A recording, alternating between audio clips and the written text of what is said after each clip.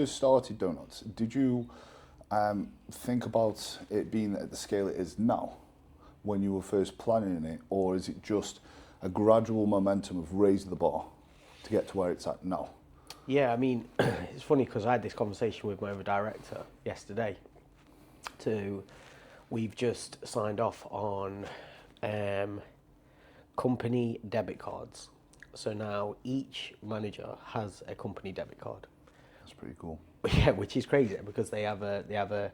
It's mainly for like milk and stuff like that.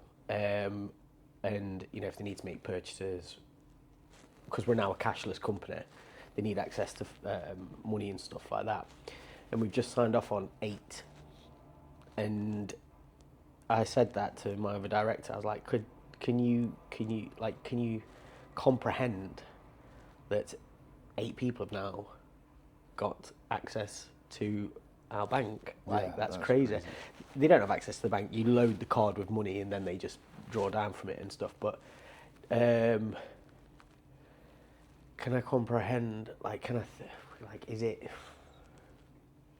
No, to be honest, is the answer. Because a lot of people, when they start a business, they're like, right, I want to be the best, and I want to earn millions. I want to and some people are like, cool, I just want to make a living. Just want a job. Just want to create a job. I just want a job in this. I was wondering where you sat in that, because obviously you're obviously successful now. You've been able to scale it quite well. Was that the initial plan? And if not, at what point did you think, okay, this could actually be something where I've got a few stores? Yeah, I think the thing is, it was at the very beginning when me and Megan started it. Megan worked part-time at Next. She was on 100 quid a week. I was a marketing apprentice on 100 quid a week. The idea was that as long as we can make £100 a week and pay ourselves £100 a week, we could kind of work for ourselves. There was no expectation of going, oh, we're going to make £2.5 million out of this year. Like, there was nothing. But then it was a turn of events that kind of led it to the way that Doughnotts happened was that we started selling on Facebook and then on Instagram.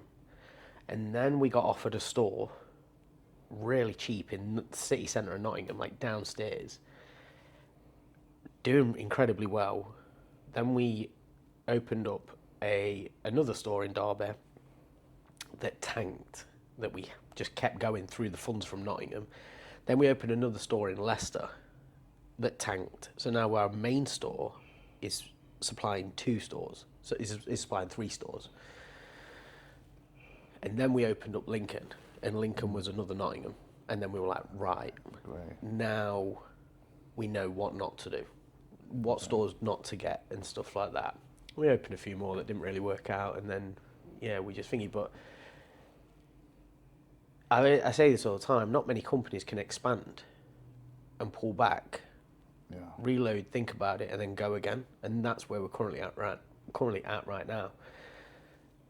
People seem to think that it's just me and Megan. There is 70 people involved in Doughnotts. There is area managers. I have an area manager who is amazing, just crazy. We have web manager, production manager, admin assistant, bakery supervisor, bakery staff, retail managers, retail supervisors. There's so much that's involved. We spend more time talking about. We probably spend 5% of our time a week talking about Doughnotts, which is the crazy thing, because it was always about that. But now it's just about business. But we never really. I tell you when it actually did feel like something.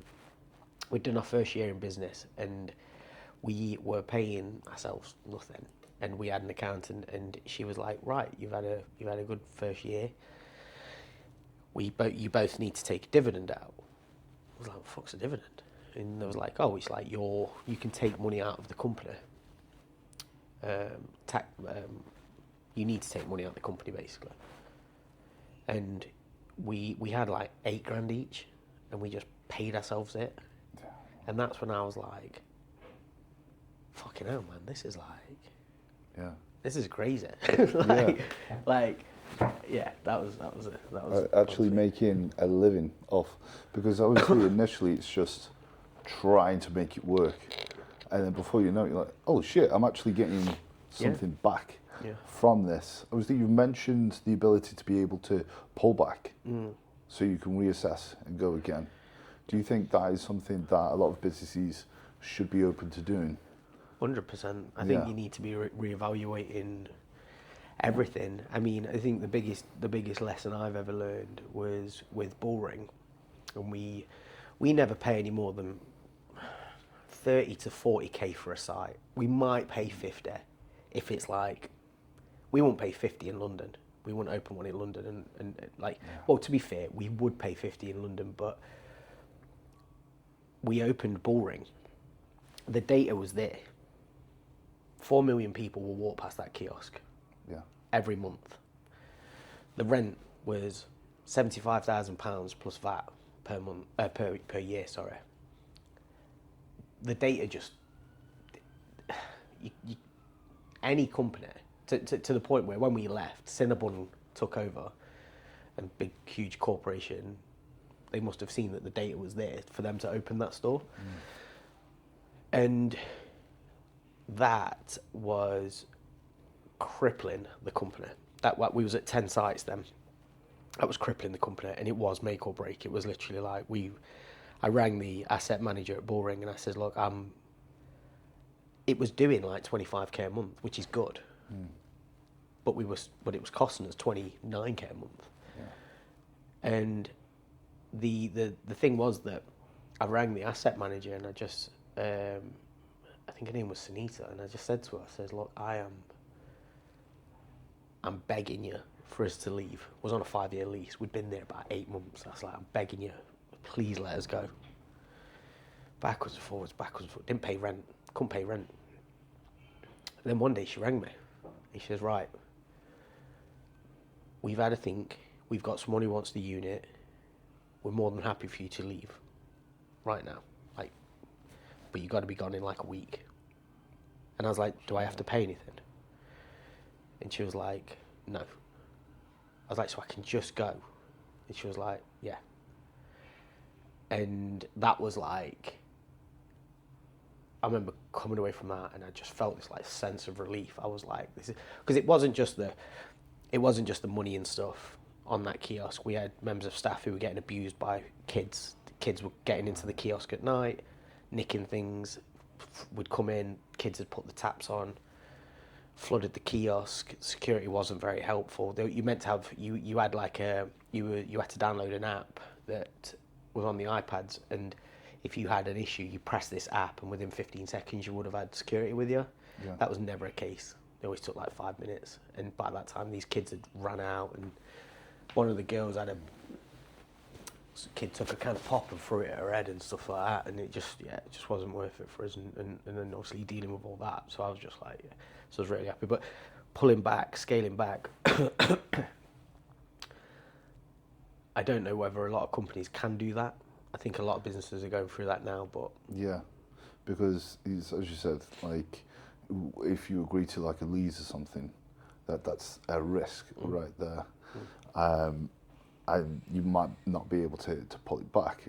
Another thing is, I think a lot of people think the trajectory's got to be linear on the way up. But, you know, I think it's important to note in business and in a lot of processes, you can have that feeling of, oh shit, we're making it. And then at some point, not even too far in the future, you could go, oh shit, we could go bumpy here. Yeah. And go, right, okay, and it is this careful push-pull. Yep. So, yes, okay, and you also, there's a good amount of self-control that you've got to practice as well. When you're seeing yourself successful, is not to celebrate too early or count your eggs before they hatch. You go, oh shit, this is looking good, and it's like, okay, let's go treat myself to a bunch of shit. Yeah. Have you ever made that mistake with the Massively. business? Yeah. Yeah, my other. So I own the business with my. I have another director involved in the business, which is her name's Megan Scadden. She is my ex-partner. We started the business together. Me and Megan broke up. Megan decided to leave, and when she left, I kind of saw this opportunity of like, I'm gonna pay myself loads of money because I own all this now. This is gonna be mine, and I'm now taking the weight of everything. Do you know what I mean? It's not split 50-50 now. I feel like I'm gonna, I need to be rewarded for that. And I did. I started paying myself. Stupid. I think I was about 18 grand a month I was paying myself. Brought a Ferrari. I remember I had like a 5-bedroom house, 4 cars. I just changed. I just stopped shopping anywhere else other than flannels, and this became someone that I didn't really. That was all for everyone else though. It was the craziest thing. Like, I brought this Ferrari, and I pulled up to my accountant for my monthly meeting, and he says, I seen his blinds open like that, and he looked at it, and he came walking out, and he opened the door, and he was like, "What is that?" I was like, "Oh, it's my Ferrari." I was like, "You can't afford a Ferrari." I said, "Yeah, I can." And he went, "No, you fucking can't." I said, "You told me the money in the business account's my money." He went, "It is, but it's not." And I was like, and then basically I went on a bit of a journey of scaling back myself, getting rid of everything, got rid of the house, the cars, lost money on the house, lost money on the cars, made money on the house, pulled back, which is a tough pill to swallow to this day. Yeah, Like, I was going to say, so what incentivized that, and how did that feel going through that? I always kind of told myself that this could last for, I could maintain this for probably 3 or 4 months, 5 months, but then what? And then I'm gonna have to, I need to pull back so that I can do this forever. And you talk about linear, it's exactly, rather than just go like, I just then decided, like, I was like doing this, business was doing this, and then all of a sudden I was like, personally, I was like, yeah, my company wasn't doing any more money, but I was taking all the money out. Didn't really understand anything about finance, tax, VAT, anything. I just presumed that, I started saying like, oh, my business can pay for my tax. My accountant was like, well, 2 months of paying you that, you've just blown yourself out of the tax bracket, so you're gonna have to pay loads in tax. So sold everything, paid it all back to the company, brought my tax down. And yeah, but it is a tough pill to swallow, that you had those things and now you don't. Yeah, I can Really, imagine. really tough. Like I drive, like, I do 40,000 miles a year, and I'm driving in my van, and you see something, or you see an RS6 or something that I had, and it does kind of get to you. But then that makes you want to work harder for it. And if I got to that point now where I was like, yeah, buzzing, got the money for one, I probably won't buy one. I'd probably go buy another house or something. Do you know what I mean? Like, you learn as you get older, you mature. Do you know what I mean? For sure, yeah. And it's like, it'd be nice, but maybe the thought of the thing is better than actually having the thing itself. And I think that's what the incentives as to why you want to attain success change over time, because the initial perspective of success is like, oh, I've got these things, I've got the car, I've got the awesome shit, and then obviously in the process of doing that, you're spending so much trying to build your baby, which is your company, and you realize the success is sustaining that. Yeah. And the just how success just looks different. It's like, cool. Yeah. Because a lot of people place it's like, I'm going to be happy once I get to this here, once I have these things. And then you can actually have these things and go, cool. This is supposed to provide me all this. And then you get to a point like, so what now? And then you've got to define success past that point. Yeah, the bar gets put higher and higher. I think I'm now focused on.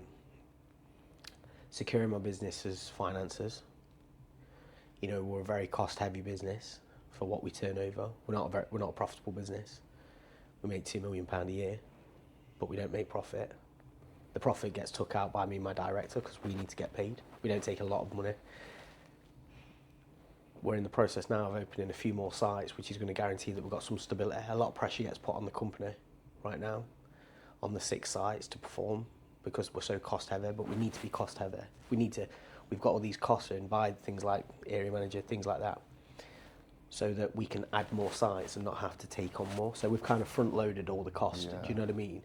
Dealt with that at the worst, so that when we can progress, it's going to be a lot more easier. You're not going to have to go, right, we're going to have to hire someone and they're going to need 6 months of training, and that's a new role, so we don't know what we're doing, do you know what I mean, and stuff. Whereas, and that's where I'm at now. It's all about providing security for the company, providing security for people's jobs, and yeah, just kind of, and then grow it. We've had a great start to the year. I mean, I sell the worst thing for you, and last January we took I think it was 99k across all sites, across the whole business. That's wholesale, events, and everything. We're on track to 125 this month, which is really good. But last year we didn't have all the costs of all these other bits, so we're actually going to be still in the same position. But yeah, but this allows you to grow, obviously, the company within itself. Yeah. Which I suppose is that's the exciting shit, right? Is what you were saying earlier. It's you want to be able to sustain this and keep this growing and keep, that's the success right there. Yeah.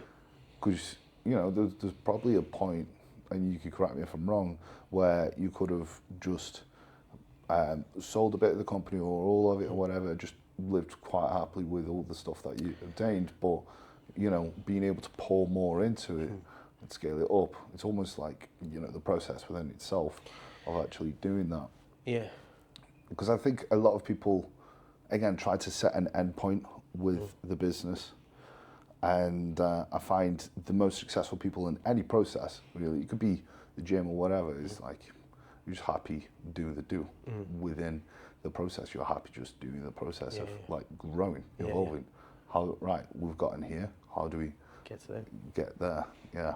It's the thing of, I don't know, I was thinking about this the other day actually, that once we've kind of gone through this little bit of a growth phase right now, do I just stop? Do I just put the brakes on and go, no, I'm good? But that's just not in me. I can't explain what it is. It's not even for things anymore. It's not even for the shiny things. Yeah. It's for the,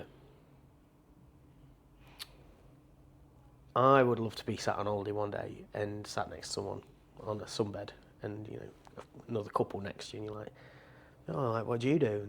And oh yeah, I built this donut company up, and they'll be like, Doughnotts, and I'm like, yeah, that's the thing. Do you know what I mean? The legacy of it. The legacy of it, yeah. Don't get me wrong, you'll collect things along the way. You acquire nice house, nice car. You know what I mean? Yeah. But the people want it. But I wish that I could just be okay with life. Do you know what I mean? I admire that. Some people are really happy where they are, and that's absolutely fine. And that's such an amazing thing to be, because you're not constantly trying to push yourself. Because in order to get the company, I haven't been on holiday for 3 years. I was going to go on holiday in April this year, and that was planned.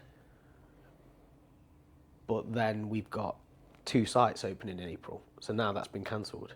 Do you know what I mean? And it's the personal sacrifice you have to make is, it's crazy. I woke up this morning, I went to bed last night at 9 o'clock, and Fell asleep straight away, woke up at 1:30, could not get sleep. My head was just spinning. And I knew it was going to happen. I got up, I went for a piss, and then I was having a piss, and I was like, don't start thinking. Get back in bed, and I'm like, fuck. Like, my brain's just thinking, 4:00, you go back to sleep, and then you've got to go. Yeah.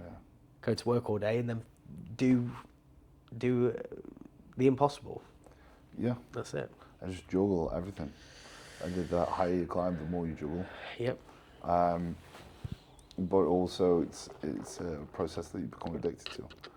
Oh God, yeah, man, it's like a drug. It's weird. Yeah, but I find that is so because it's like as you said, you know, it's admirable to actually to be in a place of contentment and go, cool, I'm actually happy here.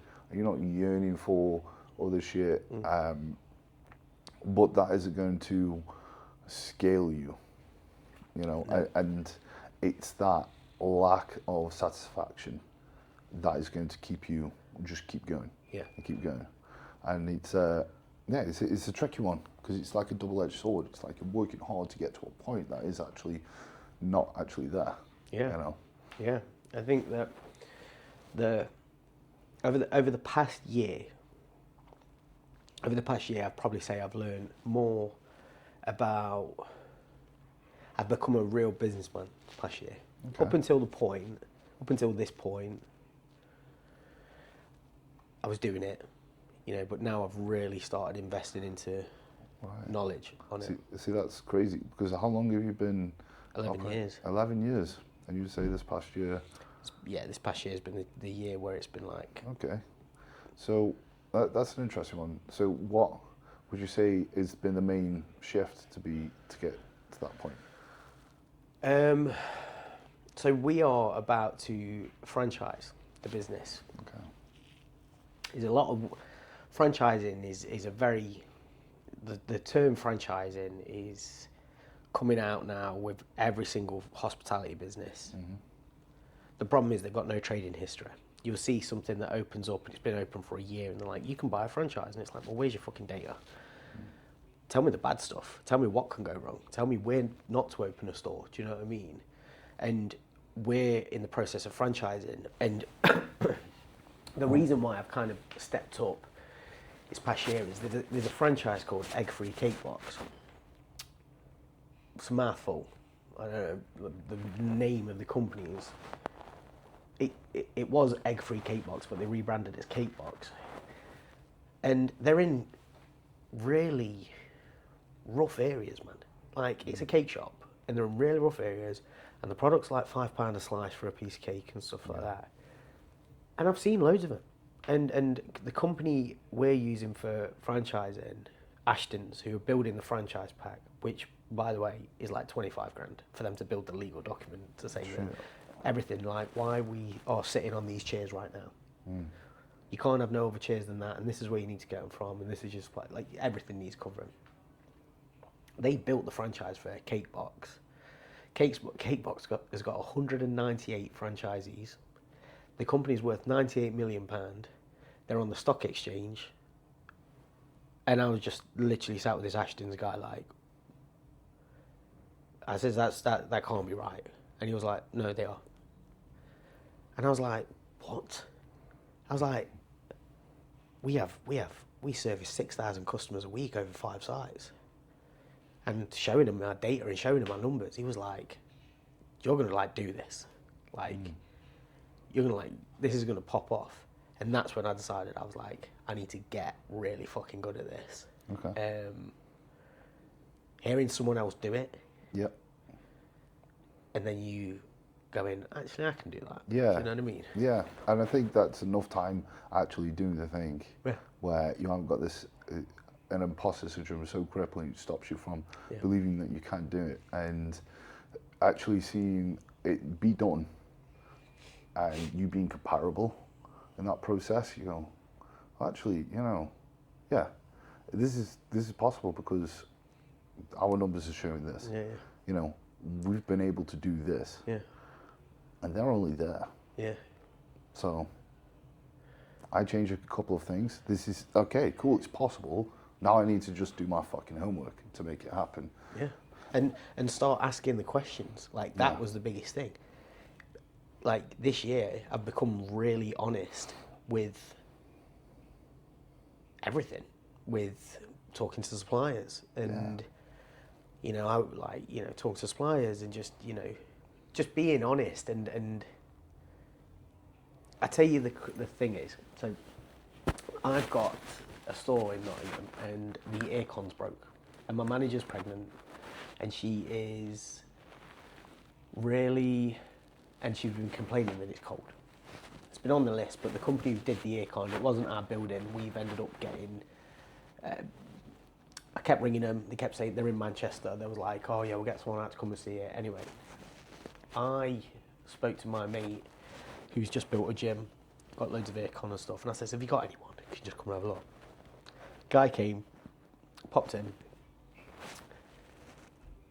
went out the back, and I'm thinking, 4 or 5 grand, 6 grand. Comes in, comes out the back, looks at the aircon unit, has a tinker about with it, just there, no tools or anything, just wiping it down with his with a rag and stuff. Comes back in and he says, "Oh," he says, "Yeah," he says, "Look, a couple of options is it might be your filters that need cleaning out, and then that's a really easy fix. It says it will take 10 minutes, or we're gonna have to replace the whole system, pull the ceiling down, and everything like that." And I'm thinking, right, prepare yourself for the worst. This is what it's gonna be. So I'm thinking, like, to pull a ceiling down, and you've got to close the store, you're going to lose money. They're listed buildings, so there's so much that you have to do. And he turned around and he was like, he says, "I'm going to send one of my lads out to come and have a look at your filters first before we do anything." He says, "I'll get him out there next week." This was last Tuesday. He rang me back in the afternoon. He says, "Oh, he's on his way." He says his job's been cancelled, so I've just sent him. Lad came, cleared the filters, heating works. Filters were just clogged up with dust and stuff like that. Sent me an invoice, and I told him, I was like, "I'm looking for people I can work with for my franchises. Someone I can send, like a trusted supplier where it's like, they're the guys who do the aircon and the heating and stuff like that." He sent me an invoice for £6.10, and that was for parking. That's it now. I'll use him forever. Done. Like, and that was me being honest with him and standing there and saying, like, "I'm looking for people to use. Can you give me a quote on this?" Do you know what I mean? And just being open and explaining that, you know, we haven't got 25 grand to repair a ceiling. Do you know what I mean? He could have come in and just gone, "Right, yeah, you're going to need new aircon unit, new ceiling, blah, blah, blah. You've got to shut your shop for this many days." And then I was like, right, it pays dividends just to be honest all the time. Do you know what I mean? Yeah. It does, you know, because I think a lot of people will get lost in trying to manipulate an outcome.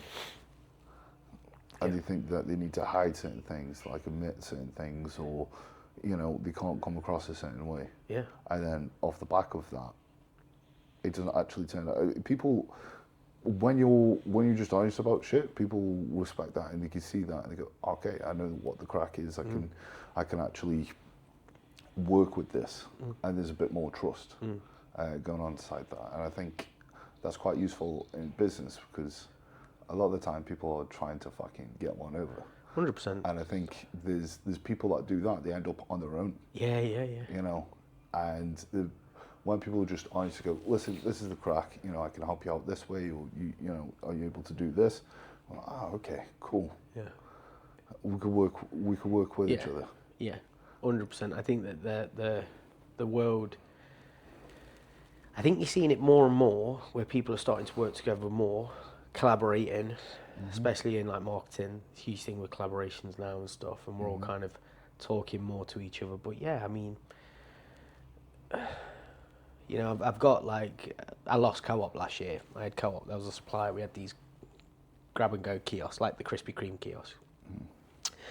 They cost me a fortune. When we was with Co-op at the beginning, we were billing them about 30 grand a month. We're billing them 30k a month, and then by the end of it, we was only billing them 12k a month because they just was not ordering enough. And they broke the contract on how much. Yeah. They broke the contract on how much, what minimum order quantity they could have. But a supermarket's got you by the bollocks because, like, you're like, fucking hell, like, how do I go up against Co-op? Like, what am I going to say to them? "Oh yeah, go to a solicitor. You've breach of contract," and then Co-op are like, "Yeah, well, we writ that contract, and it means that we," you know what I mean, and stuff. So I've got all these kiosks now. There's a donut company from London called Rodeo. There's only a couple of us who make donuts in England and like the UK. Scott Cardiff, Scott who caught in Wales and stuff.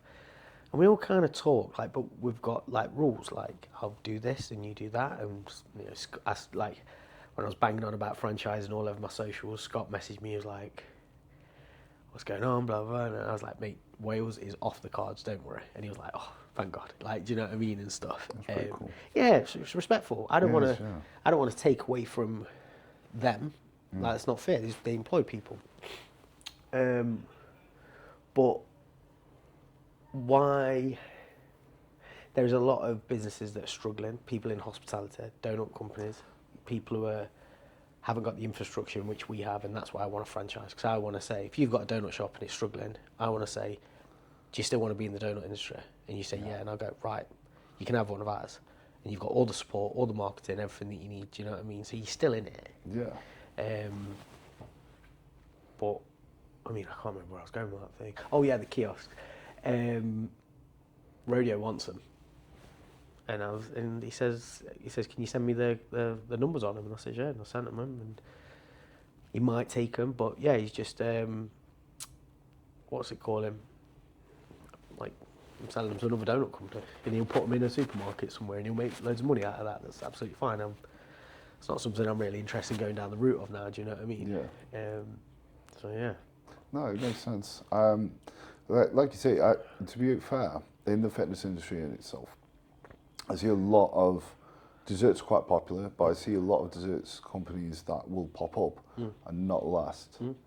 Have you ever tried to market it within the fitness industry yourself? We get asked all the time for like protein donuts. Yeah. I believe that McDonald's, for example, McDonald's will not do a protein meal. They won't advertise something as this is. Like McDonald's wouldn't launch a protein McFlurry because they anchor down, they know what they're good at, and they don't try and be something that product should never be. Yeah. People like gluten-free donuts. It's not a donut, it's a brownie shaped as a donut. Do you know what I mean? Boris 22, he does a really good gluten-free one, and he's like mastered that. Like, no one else can do what he does. He's just a genius. But we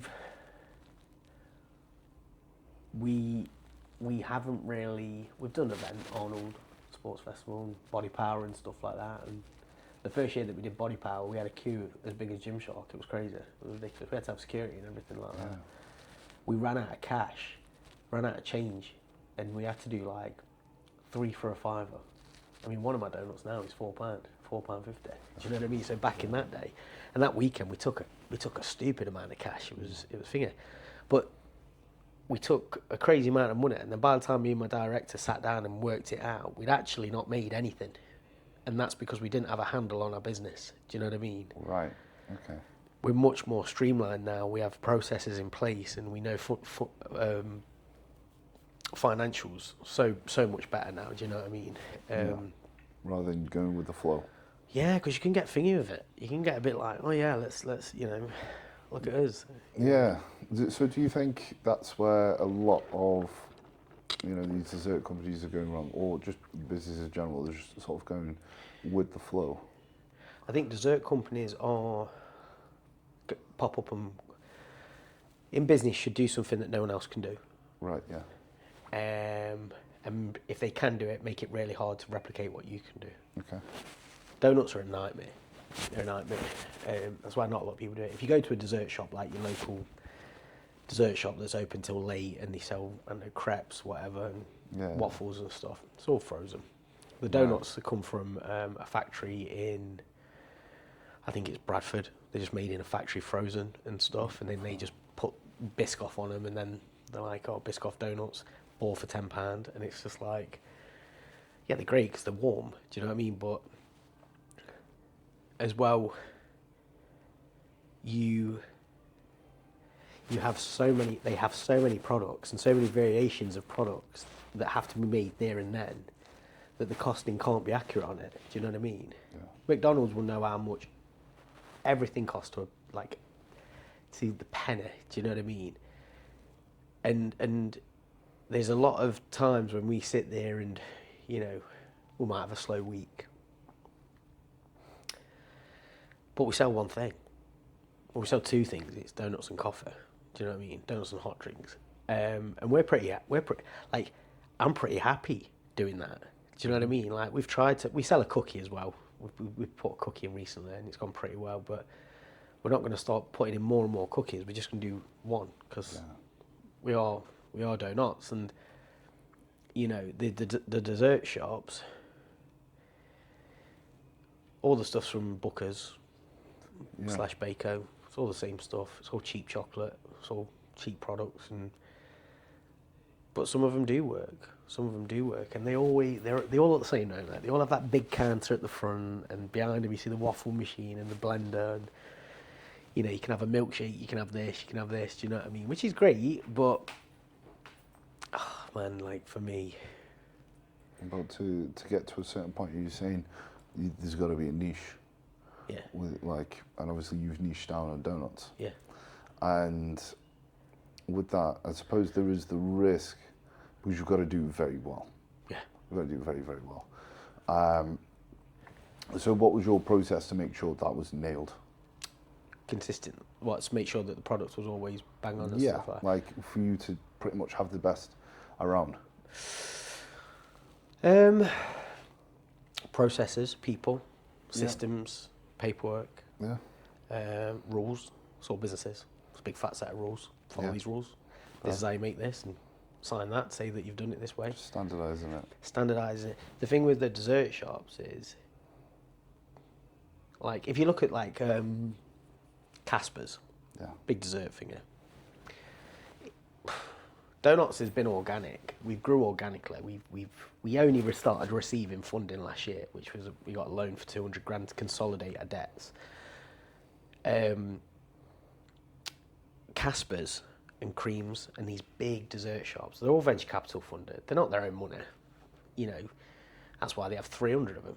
They're just VC firms own them. Blank Street Coffee, VC funded. Starbucks, VC funded. Like, they're all owned by big pension, like big banks who've got loads of money, and they're like, oh yeah, if we make £1,000 a week profit out of each store, and we have 900 stores, that means the company's worth this. So let's open 900 stores. Is Blank Street, mate. Blank Street went from 2 shops in New York to raising $130 million through seed funding, and that's why now they're the fastest growing coffee company in the world. That's crazy. Jack, if someone gave you $130 million to do your business or start a clothing company or a supplement company, it'd probably be one of the biggest supplement companies in the world. For sure. Yeah, that's the crazy thing, and that's where we're going. That's what we're going. We're at that point now. But the how did we think it? How did we standardise everything? Just being repetitive, doing the same thing every day. Yeah, because as you said earlier on, like you probably talk about donuts now very little. So at the beginning, obviously the passion was there. Yeah. You know, I'm assuming that you like, right, cool, I can make a fucking sick donut. I love donuts, it's great. Cool. Let's see if I can sell a box. Were you sort of making them at home or something? Yeah. So the first box I ever made. So the story was, me and Megan borrowed £10. My grandma, because I was an apprentice, didn't have no money, so I borrowed the tenner off my nan and granddad, and that was to put fuel in my car to get to work. And on the way back from work, I didn't put the fuel in. I went to Sainsbury's and brought some ingredients. Just Googled a recipe. The inspiration came from watching Man vs. Food as well. The day before, me and Megan was watching Man vs. Food. Went to my nana's, started making these donuts. Made it crap, rubbish, and I took a photo and put it on Facebook, and my mate Rupert messaged me, like, big weed smoker, and he was completely mud, and he was like, oh, these look pang, and I literally raided my nan and granddad's cupboards for like anything that they could put on them. So it was like cornflakes, Cocoa Pops, just random shit that they had, like nuts, like just random crap that went on Granddad's. And then, yeah, I drove them to Rupert's house and he gave me 10 quid for 12 donuts. Yeah. And didn't have anything to put them in, so I just used one of my nana's baking trays that she'd used for cooking meat in and stuff. It was clean. And I just put all of his donuts in and wrapped it in cling film and just gave him the tray with it, this metal tray, like, and I was like, there you go. And then I was sat there with this money in my hand and I was like, wow, like, this is doing it. Like, I could, you know, if I got really good at this, maybe more other people would want to give it me. And then that's where it stemmed from, really. And then, yeah, me and Meg just kind of snowballed. So it's that initial part of, that would be cool. I'm going to do that, just try it out. Why not? Let's have a bit of fun with it. And it's like, okay, cool. And I suppose you're just sitting and just experimenting there. Yeah. And what was just an initial concept has just snowballed from there, which is actually kind of crazy. Because a lot of people think, to start off with, and this is where I was sort of trying to touch on at the beginning of it, a lot of people think to get to a business of your scale, you've got to have everything laid out. This big, grand 5-year plan of everything laid out. But it's as simple as, I fancy making some donuts. Let's see, someone on Facebook just commented, they look nice. Okay, I could probably sell these donuts that I've just made. I've just sold these donuts that I've just made. Okay, cool. I might make more donuts, but try to make them better. And then you spend your time on that, and it's like, right, okay, how can I make this even better and better and better and better? And now, years down the line, because that's been nailed, you can move on to the next step, to the point where, because that's been nailed so much, that's like a 5-minute conversation now. Whereas the rest is... The rest is now the development of... The amount of development we was doing on the donuts at the very beginning, where it took all of our time. Now the development is on building the company. Do you know what I mean? Yeah. That's all the new stuff that we're facing. And that doesn't necessarily have to come first. You know, and a lot of people think... Mate, honest to God, like they say it in the office. There was like, Wade just jumps. He does not walk. He does not run. He just jumps. Like, I do it all the time in every aspect of business and life. Just jump. But I think that's a good attribute to have. Obviously, it's risky, but again, to be able to jump, you're going into the unknown, the uncertain area, and that's where you're going to grow. That's where you're going to. It's like a sink or swim moment. It's like, okay, if you jump, if you don't like stick the landing, then you're going to be fucked. I think I've watched this thing with Elon Musk, and it was like, running a company is like jumping out of a window and learning to build a plane on the way down. Yeah. Because what you'll have is, if you jump out that window and you're learning to build it on the way down, you are going to hit that floor. So you're going to build that plane a lot faster. But you've got people on the ground who are going, yeah, let's build a plane, and we need to put this on it, need to put that on it. You're not bothered whether that thing is going to fly. If you're jumping out the window, you're not bothered whether that thing is going to fly for the next 20 years. You're just bothered about, I've got to get this onto the ground and everything like that. Whereas the people on the ground are going to be like, oh, it's got to be perfect, it's got to look right and everything like that. Just make the thing and just figure it all out later. Yeah, because I think, as you said, the people on the ground, they're never going to actually take off, because they're going to be paralyzed by making a decision and trying to make it perfect. And it's like, I hear this a lot when I'm listening to people who've been successful. It's like, just do the thing and correct yourself down the path. And I think you can also get to a point of the process like, God, I wish I did this a lot sooner, but at least you're fucking doing it. I can say with my own bodybuilding journey, there's so much shit that I wish I would have done sooner. But if I was, and I think if we were going to reference like the science-based lifters, a lot of them are trying to do that, where they're being so conscious of make sure there's minimum room for error, and they forget to enjoy it and actually do the process, do the actual main shit. It's the theory is important, but it's the actual practical that gets shit done. Yeah. And when you are doing the practical side of things and you are doing it, especially when there's that element of urgency, because there's some sort of pressure of finances or expectations, that is what's going to actually make you do the thing. Like I say, it's sink or swim, and you've got this this urgency to get shit done, and you'll be surprised at what you fucking pull out your ass when you're doing that. Holy shit, I didn't realize I was capable of doing that, or thinking in this type of way, or having this type of intuition with that. But I've had to, because I couldn't think, that's a tomorrow problem, because there is no tomorrow. I need to get it done now. Or maybe it's too risky. It's like, I've already done it. I've already taken the risk. I really do see that with, with the bodybuilding thing. I mean, I love bodybuilding. Yeah. I love it. I love watching it. I love talking about it. I was there the other day. And I was with Alex, Nathan, who else was there? It was over Christmas. I was talking about bodybuilding, and I was like, "How am I here talking to these pro bodybuilders and engaging in this conversation?" Because I love it. The guy who loves football, the guy who goes to watch Man U every weekend is not a footballer. Do you know what I mean? But he loves the sport, and I see that. I think that now, you would. The crazy thing that blows my mind is that if you're walking in a gym like this, or you go into Ultraflex and everything like that, they've designed the equipment so that it covers every different aspect. Like, you can do a lat pull down, 10 different ways at Ultraflex, but you still have people getting the cable and doing it.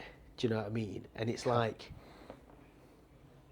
it shouldn't, and it's something I'm actually going through myself. Me and Alex was talking about today, that I'm really not fucking enjoying training.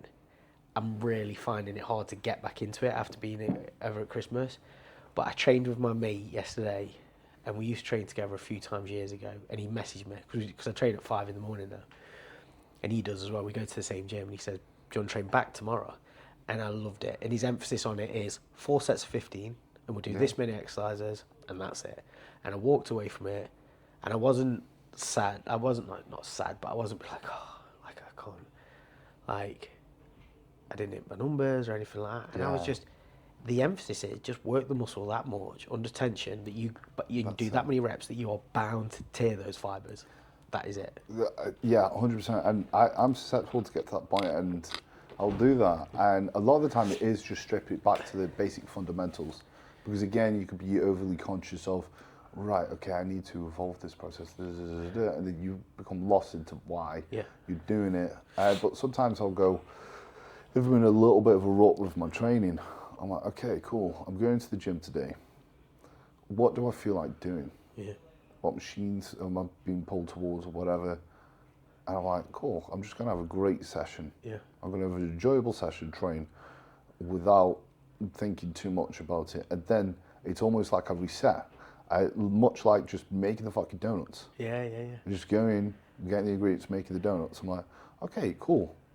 What's now? How can I make sense of the preferences that have just come to me? In business, I suppose how that is a way that can transfer over to me, just like what you're saying, is that Monday to Saturday I am Doughnotts, and it's problems. We're a growing company. There's shit that goes wrong all the time. Again, like I said, you spend 5% of your time talking about donuts. And on a Sunday, my bakery's closed. And on a Sunday, I love nothing more than when I am going through this, and when I am sat there thinking like, oh God, can I do this? I don't want to do this. I go in on my own and I just make donuts in my factory on my own, this big 10,000 square foot unit, put music on, put the heating on, make a coffee, just remember doing it. Remember the why. Yeah, remember the why, and just do it. And you usually solve the problems throughout the week when you're doing it, because you've got time to just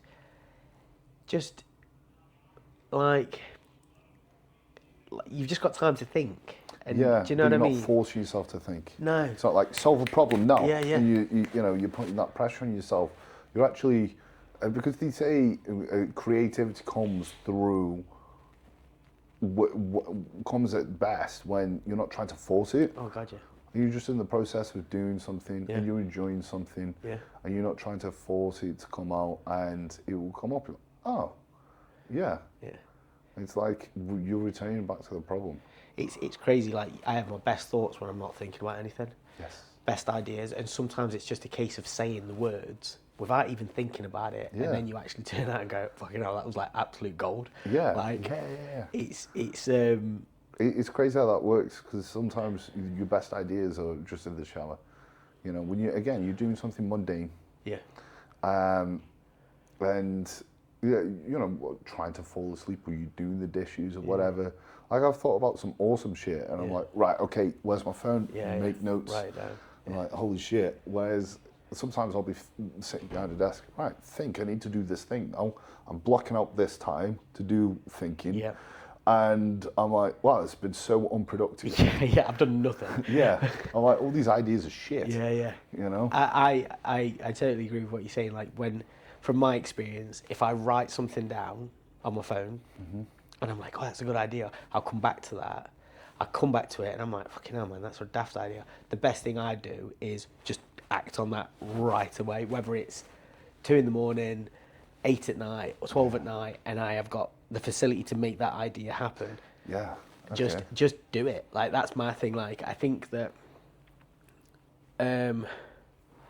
we have a new marketing agency who we're working with, and they're great. They're great guys, man. They get the vision, they understand it, and they are pumping out some gold at the minute.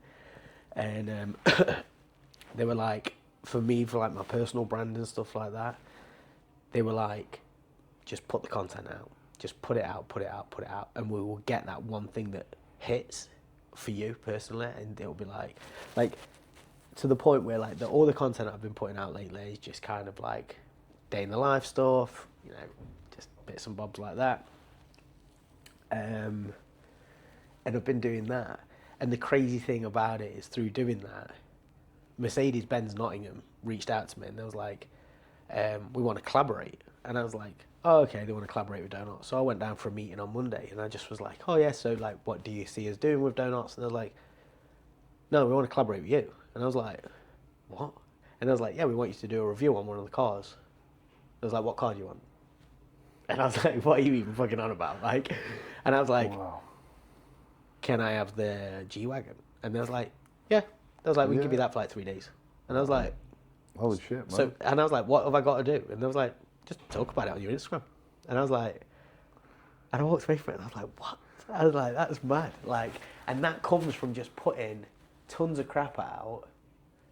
You throw enough shit, some sticks. Yeah. Do you know what I mean? Like, you have got to be, like, I do often put some stuff on about business. Like, we've just found a new lender who can lend to our franchisees to support them with finding finance.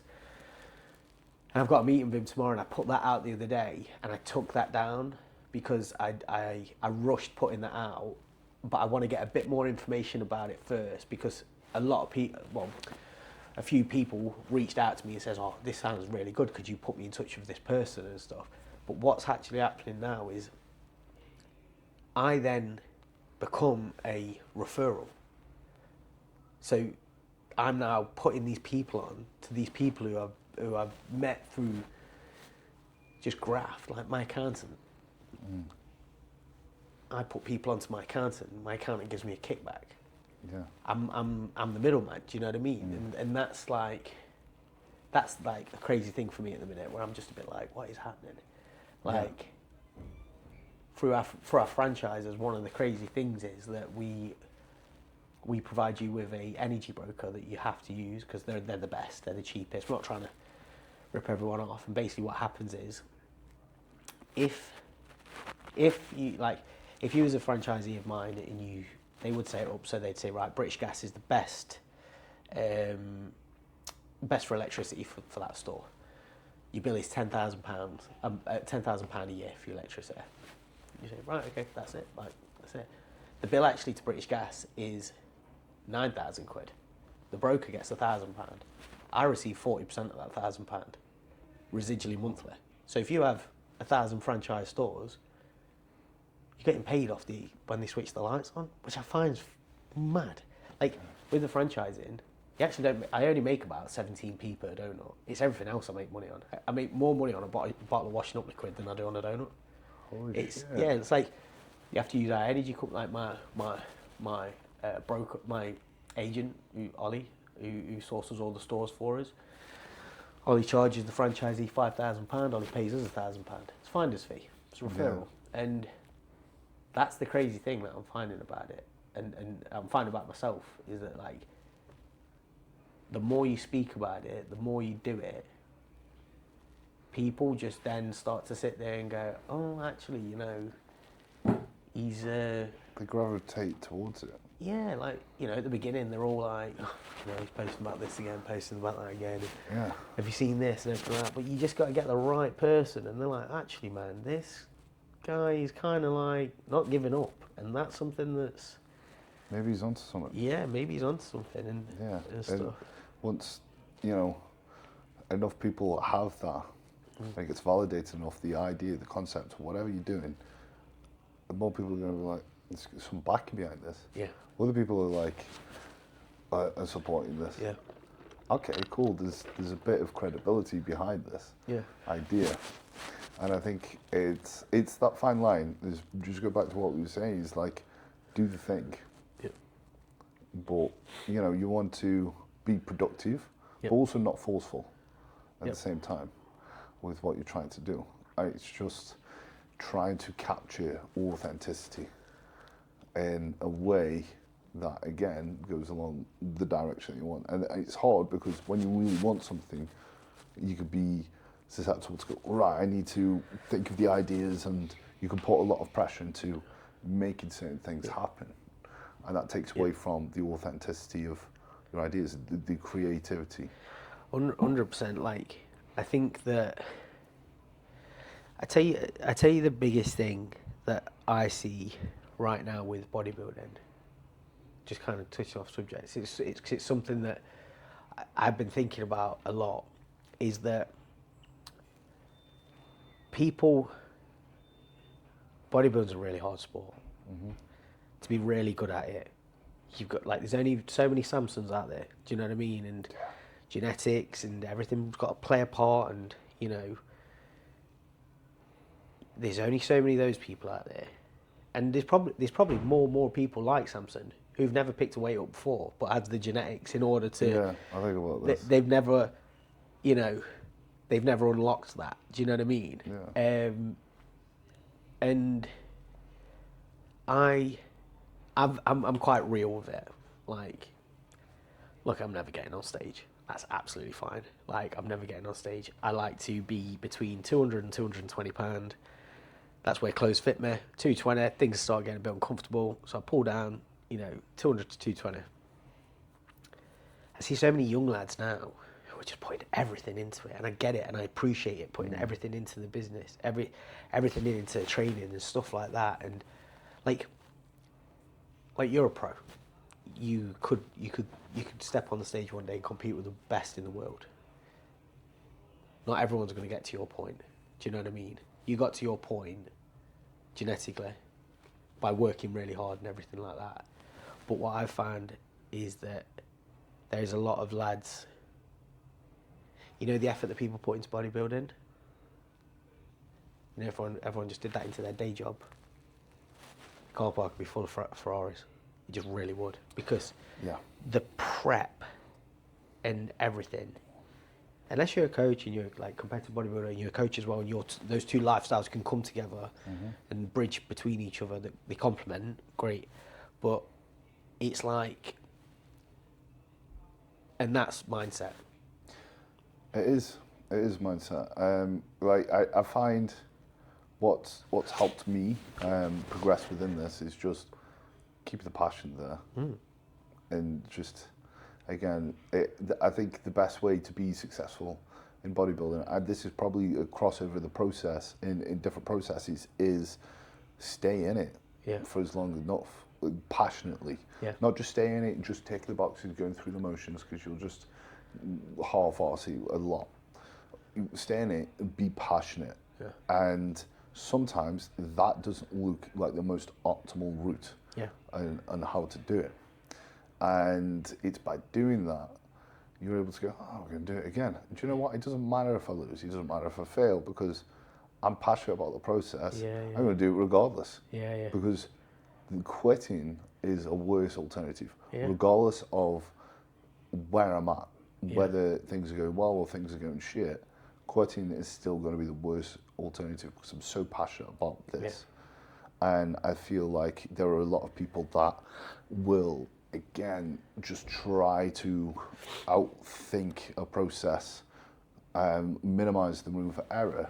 Whereas maybe in theory, yes, they get it nailed, but they can't apply themselves practically because they've just burnt themselves out of the passion.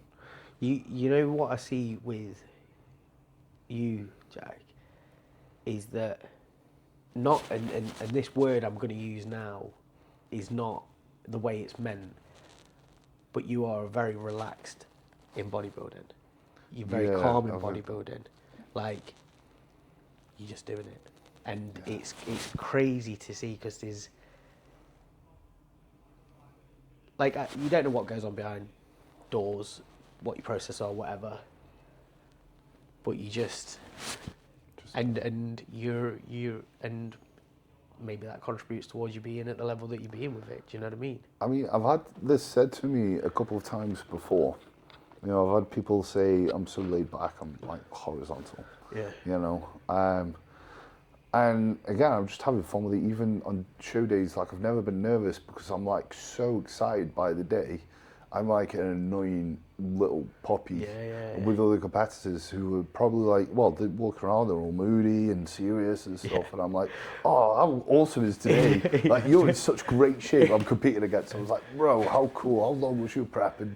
Oh man, it's like, I'm just having fun with it, and then I'm like, because I know I've done the pose and everything to death, just going out having fun, and I find that's helped, but. To your earlier point with, you know, if you're able to apply that to your day job or another process, you'll be very successful. That's something that I've tried to really do. Again, it's like, I need to do this in a way that I can just do happily without overthinking or overwhelming or overcomplicating it. Because you can do complicated shit easily if you're enjoying it and you just work your way up to, again, like where you're at with the business, you know, you're probably doing a bunch of complicated stuff that the earlier you just starting, just making the donuts at home, you'd be like, fuck off. That I can't even conceptualize trying to deal with a fraction of that. You know? Well, it's like, you know, HR. You know, like all these things. Like we have an external HR company. Like I am the worst manager in the world. I am terrible at managing people. Terrible. I don't know how to talk to people. I think everyone's my mate with my ADHD. I think if you give me a blunt answer, I'm thinking the worst. My brain just spirals. I'm just terrible. I'm just terrible at it. But what I am really good is doing the impossible, and that is what an entrepreneur has to be. With you mentioning ADHD, I see a pattern, I see a correlation with people, one, doing something that is out of the norm, you know, something that you probably, you know, like self-employment, like being an entrepreneur, or going into a sport, or whatever that is. I see within bodybuilding and a process, I feel like the attributes of someone with ADHD contributes to someone who's successful. And I feel like someone who's wired differently is susceptible to have a lot of free agency, to be able to just think differently and just not follow the general consensus of things. I.e., like, I'm going to take a risk, you know, or I'm going to do this, I'm going to spiral in that way. And there's going to be pros and cons of that, but you know, it's quite an interesting one. I don't know if you've noticed yourself, like I feel like, you know, there's a lot of people with ADHD different processes, but they get to a certain point and then they succeed in a certain way. Yeah, 100%. Like, something I'm really dealing with it, and it's at the minute with it all, is that I've had a task for the past 3 months at work that's, you know, I mentioned before, we're having all this equipment delivered, franchising, completely overall in the business, and it's going to benefit the staff massively. Better work-life balance. It's going to mean that we can produce more. It's just solving all these issues that we've ever had, and I've been on it for 3 months, and it's been like blood, sweat, and tears on it. Like late nights sat in front of the laptop, aimlessly staring at a spreadsheet for an hour and thinking like, I don't even know how to do this, and then figuring it out the next day and stuff. And we had a meeting on Monday with all the management team in the office, and their thing was to ask me questions and counter everything I'm saying about it, so that we can come up with a solution, or them basically saying, what about if this happens? And then I'm like, right, well, this is the solution to, this is the process in order which we do, so that never happens. And if it does happen, this is the like process B that then counteracts that. So their job was to challenge it and everything. And we did it, and we sat down and talked about it for about 2.5 hours, 3 hours. And we went away, and everyone's got their bit now. You know, my production manager's dealing with the equipment, my area manager's dealing with the install of the equipment in stores. Meg is dealing with some of the finance bits, and now I've got nothing to do with it, and I feel so lost. Like there's a few things that need tweaking, but because it's been like this, and now it's like, and that's another thing as well. You don't get celebrated. If that was a member of staff doing it, like, oh, round of applause, like amazing, like, oh, great job, like here's a bonus and stuff like that. Everyone just kind of walked out of the meeting and they were like, too right. Yeah, well, we don't know what I need to do that. But I'm like, but then you get in your car at night and you drive home and you be like, you don't receive no praise for it because it's your business. So the praise you get will be one day when you potentially sell the company or something like that.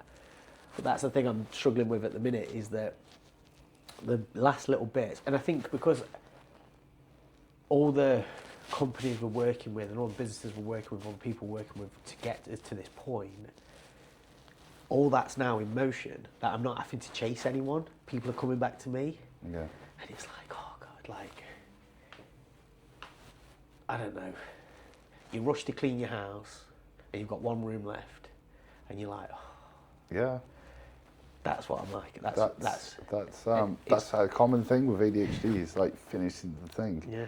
You're like, oh, it's only a little bit, and I think that also throws you off a little bit, because I think you can be thrown off by an overwhelming amount. Yeah. But also by a little amount. It's like, I could do. It's only going to take me, whatever. And then you put it off so much, you like, it becomes more overwhelming. Yeah.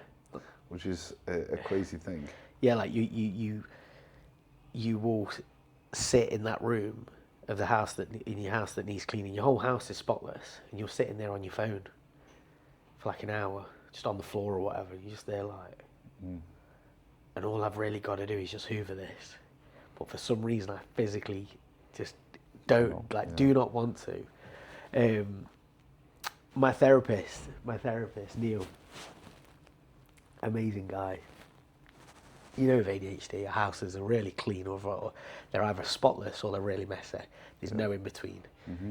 As soon as you start leaving clothes on the floor, before you know it, you've got all your clothes on the floor. Yeah. And I was getting to a point I was really struggling. A couple of years ago now, but I was really struggling.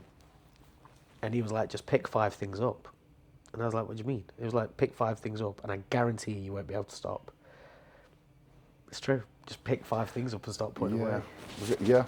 And I heard something the other day, which, so there's a couple of things that we'll bring up. Right, so the other day I heard a quote that, you know, was referring to people wait for motivation, right? But motivation can come from the actual just doing it. Yeah. You just pick something so small in the process, because people think about the task as a whole, right? Especially if that task has been built up through just neglecting it a little bit, you know. again, I can relate to that. When you just start it, you get a little bit of motivation from that, like a little dopamine kick, and then you can go and snowball. Yeah. And that could be your hyper focus. Right, okay, cool, I'm gonna fucking do everything. Yeah. And it's just doing it, just throwing yourself into it. And one of the things that you said to me a good few weeks ago now that stuck with me was life is a lot easier when you're doing what you're supposed to be doing. You know? 100%. It's like, yeah, it is. I mean, obviously, Yeah. but yeah, it is. Yeah. Because we can get thrown off, sidetracked by shit Yeah. that we're not supposed to be doing. It's like, what do I need to be doing? What am I supposed to be doing? Same thing as like employing people. Everyone just does the job. The company's an amazing place. Yeah. You know, anxiety is something where you might have done something wrong, or you've not done something you was meant to do. Do you know what I mean? Like, that's when you get anxious.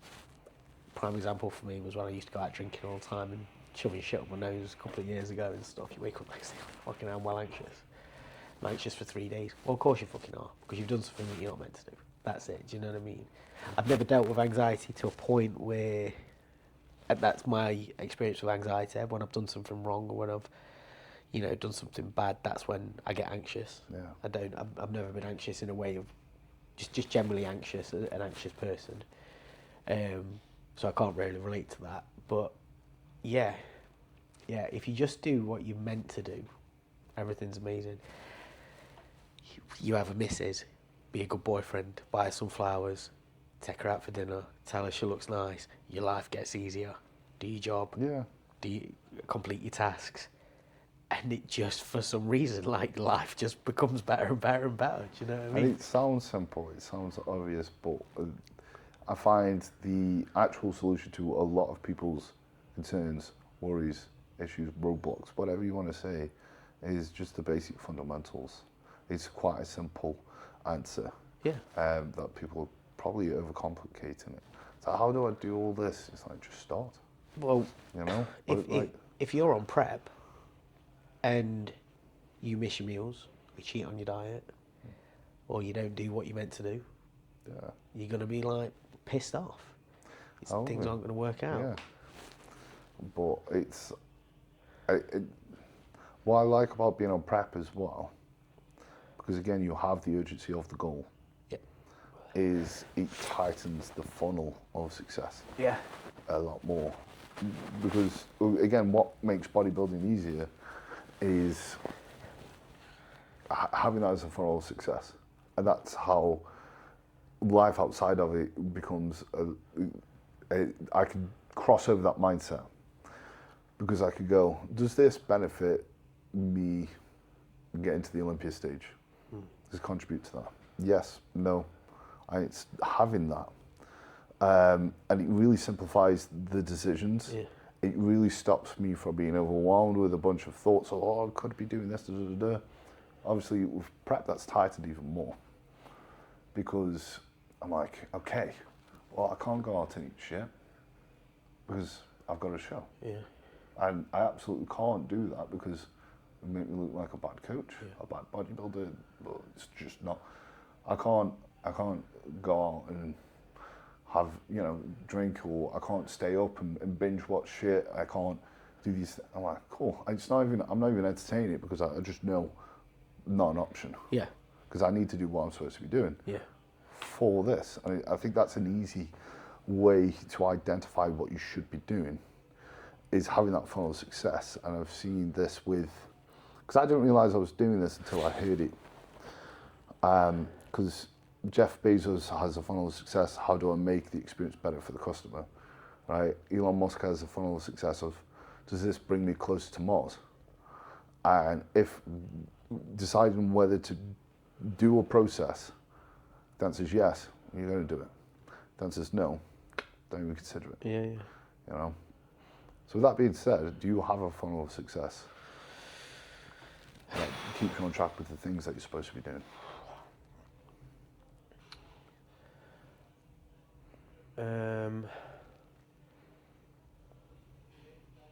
Oh God, I do. And if something could be better, it's already broken.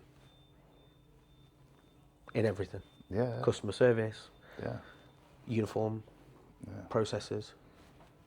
That is crazy. Like, because here's an example of that. I didn't make that up. That stole off someone. But when I heard it, I was like, that is what I want. You look at, if something could be better, it's probably already broken. How that can translate into business is that you've got ITV, been around since dawn of time. BBC, been around since dawn of time. Yeah, we've got the market. Everyone watches TV and everything like that, and you know we never have to go online, or you know this is making good money. You know what I mean? Like this is, you know, this is a national thing. Do you know what I mean? Like we've got a channel, we've got multiple channels and everything like that. Stubborn that they don't want to evolve. You know, that's it. We are set in stone. In the background, you've got a load of 19-year-olds being like, how can we put films online? Yeah. That's gonna fizzle out. Let's do something. Let's create a platform in which you can watch films. You pay a little bit a month and you watch films. And we're going to be cheaper than them, but we're going to figure it out. And that's when Netflix comes up.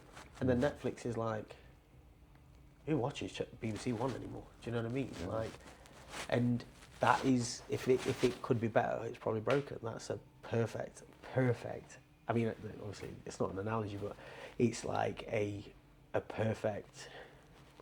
You know, it's a perfect way to mentally frame how you look at things. You know, sometimes that's what it is. Yeah. It's just a perspective shift. Yeah. And just the way someone defines something. Mm. You know, if something can be improved, it's already broken. Yeah. That's a new way of actually thinking about an issue, or thinking about how to evolve a process. It's like, it's broken. How do I fix this? Yeah. Rather than looking at something going, this is great, and what can I add to it? It's like, no, this is broken. How do I fix this thing that's broken? Yeah. But it's going back onto all your systems. You build these customer service systems or these senior management systems and all these things of how your business runs, and getting to the end of it and being like, oh yeah, buzzing man, got all these in place. But then going back to it and going, right, how can our customer service be better? Because we've had a complaint about the toilet wasn't accessible. How do we make the toilet more accessible? Right, how do we get it so the staff member, so for example, you have a staff member who, on that day, the day before, they've had a massive row with the missus or whatever, they're in a bad mood or whatever, they come in, their customer service isn't going to be very great. Do you know what I mean? It should be good, but people are like this, and we understand that. Customer comes up, excuse me, have you got a toilet? And they say, and they reply quite rudely, yeah, it's downstairs. That makes the customer feel awkward, uncomfortable. Do you know what I mean? Like the customer then goes to the toilet, comes back, writes a complaint to you and everything like that. The way that you solve that process is that you just put a toilet sign, toilet downstairs. You eradicate the idea of that person having to talk to that. So, Blank Street Coffee, have you ever heard of them? I might have. Unbelievable company. They you know, like baristas, coffee machines and stuff like that. You to get a good barista, they're expensive. People who can make your coffee perfect every single time, and they're expensive. And you get, say if you own a coffee shop and you got one, well, they can only work 5 days. So what you can do on the other 2 days, well, you need to get someone else in. But now I've got an overlap where I've got too many baristas and stuff. What Blank Street did is they developed a coffee machine that was like 70 grand that was a barista. So their emphasis now, and the reason they're expanding so fast is their whole business model is, yeah, we just hire really cool people. So you don't need someone who specialises in this. They make a cup of coffee that's okay, that's better than okay, it's good, it's cheaper than Starbucks, but it's consistent and you know you're getting the right thing all the time. Yeah. To the point where if you go into a Starbucks now, everything's they're called bean to cup machines. They take away the variable of the person, do you know what I mean? Yeah. And I find Starbucks is an amazing business, and Starbucks is talked about in like business talk, like stuff I watch all the time. Everyone bangs on about Starbucks, like they're a bank. Like, you load your app with money, 20 quid. That money is in their system, gaining interest, being invested, before you've even brought a cup of coffee. Yeah. And do you know, even to the point where you pay for your coffee there and collect it there, is because by the time that money goes in the account, it's already collected interest before you receive your product. That is madness, isn't it? It's fascinating, isn't it? That's fucked. Like, and it's as you said before, like, you know, you when you're franchising, you're going to be earning more from the washing up liquid than the actual donut. That's also another aspect of business, becomes beyond the actual products that you're selling, and the other avenues around it. Yeah. You know, and it's crazy because this is shit again you don't consider when you're starting. No, man, like, as Doughnotts grows, we will develop in a way. So franchises. So there's a couple of ways how you can do franchisees. You can onboard everyone and just, you can have 100 franchisees with a store each. Great. Yeah, you've got loads of money coming in. Your brand might be getting tarnished. You to build that infrastructure is going to take time. You're going to probably hire wrong for franchise managers, like managers who manage the franchisees and stuff like that. You're better off having 10 franchisees with 10 stores each than 100 with 1 store each. And what you'll generally find is that what you'll find is that you manage your franchisees as managers, as if they worked at your shop. Yeah. And then what happens is Doughnotts just becomes a people managing business. That's all we are. We're not a donut company. It's like, are you guys okay? Do you need anything? Like, is everything okay? Is everything okay at home? Like, is money okay? Yeah, great. Like, I'm buzzing. Like, are you okay to just make those donuts? Amazing. You know what I mean? Are you okay? Like, you're just managing people. And like we say the donuts bring them in, the customer service keeps them coming back, because customer service right now is horrendous. A prime example of customer service, good customer service, the guy who's behind the counter today. Yes. I don't know him. Great guy, like having a great conversation, like, you know, compared to the girls at the woman who served me was just, oh, what can I get you? Just, oh, can I get a nice black Americano? Yeah, sound. And I wasn't told to sit down, I wasn't told to wait anywhere, do you know what I mean? Or I'll bring it to you, do you know what I mean, and stuff. It was just kind of like, oh, I've paid for it, now what?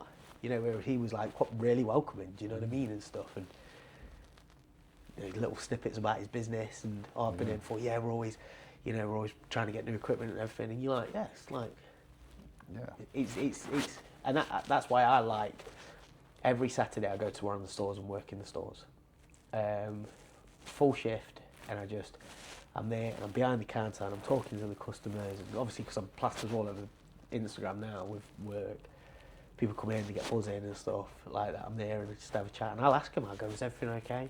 You know what I mean? And they're like, yeah, it was lovely, thank you. And I'm like, are you sure? Like, could it be better? Do you know what I mean? You want customers to go, I didn't really like that. Like, that's the worst thing you can ever ask in hospitality. Like, that's the worst thing. It's like a bullet through your head. If someone says, didn't like that, that wasn't very good. Whereas I'm like, welcome it. I'm like, why? Yeah, like, sure, that's how can I fit, like, tell me why that was bad. And you know, a big thing is customers come in and they'll be like, it's not a big thing. Someone will come in, like 2 people come in, say 2 women come in. I'm only saying 2 women because this happened the other week. And this woman was like, oh, she was like, can I get a red velvet, please? And I was like, yeah, of course. I was like, do you want anything? And she was like, no, I don't really like donuts. And I was like, oh, no way.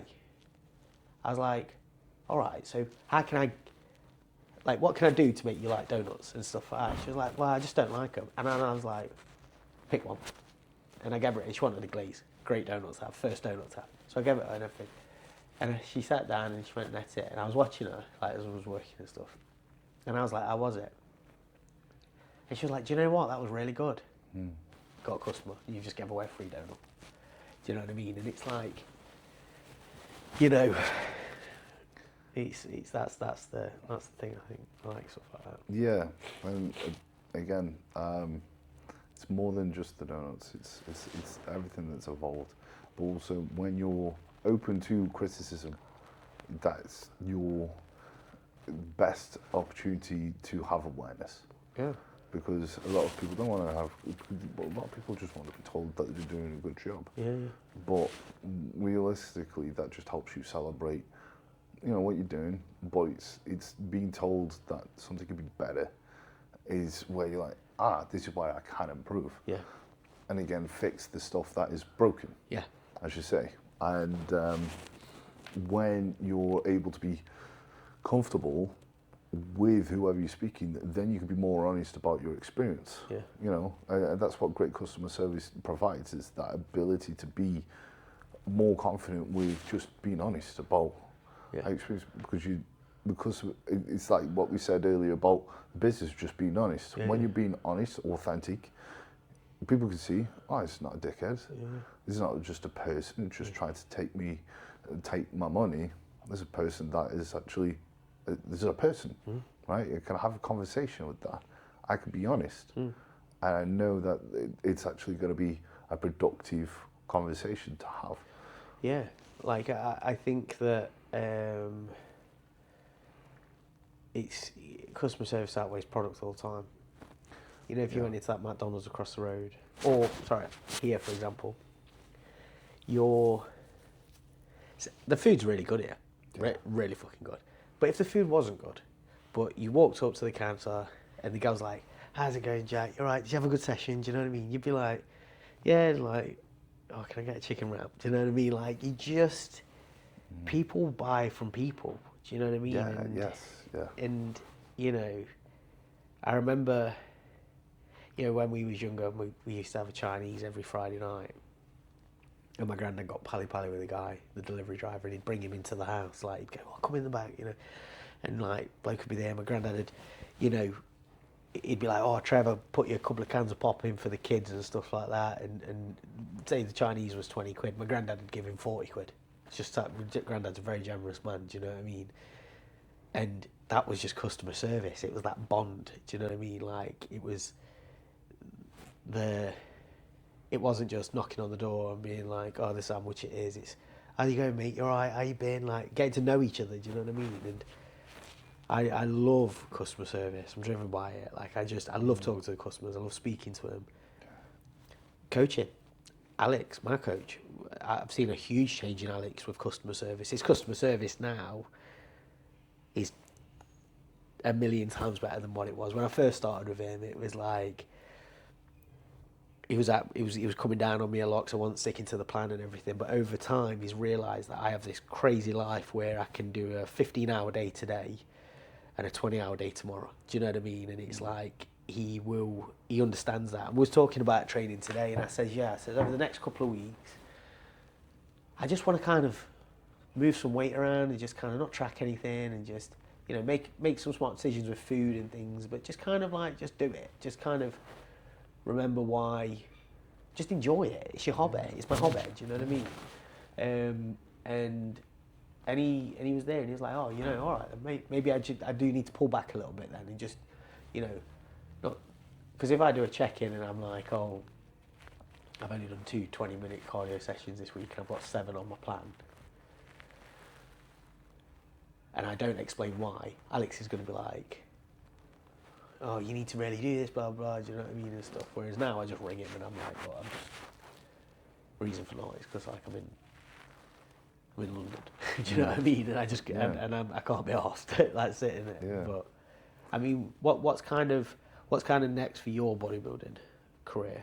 Like, where are you going now then with it? Bodybuilding, see that, bodybuilding is linear in the sense that it's like, okay, win your show, go win a higher show, get your pro card, compete in a pro show, win a pro show, and go to the Olympia. So for me, I've got my pro card. My next thing is to win a pro show. Yeah. And I really simplify that in my mind. It's like not putting too much ego in it. Yeah.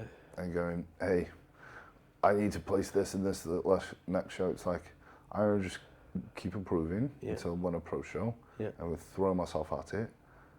And if I fail, I'll do it again and again and again until I get there. Yeah. And then when I've done that, I'm going on to the Olympia stage. And I'm going to try to. And that's it. And it's really, What I find is bodybuilding itself, at least for myself, is easy. It's simple. You can think about all the different little intricacies and whatever, and it's fun to do. But realistically, you've got to make sure you go to the gym, train, hard, eat plenty, and sleep plenty. Yeah. And just don't fucking do anything that's going to wreck it in the meantime. It's actually having a life that sustains that. That's the fucking hard thing. So the bodybuilding is the life outside of it. Yeah. So for me, it's the life outside of it. Yeah. That I'm focusing on. Yeah. There's loads of cool stuff that I'm thinking about doing. Yeah. Such as this, the Yeah. podcast. Just again, I've thought, what do I like doing? Yeah. I like having conversations with different people. Cool, do that then. Yeah. Instead of thinking about what should be doing, do what you want. Yeah. And Right. people will come onto it. People will come onto it and stuff. Do you? I tell you a good thing of that, of just eat plenty of food, train fucking hard, and rest. Like Sam Coro. Yeah.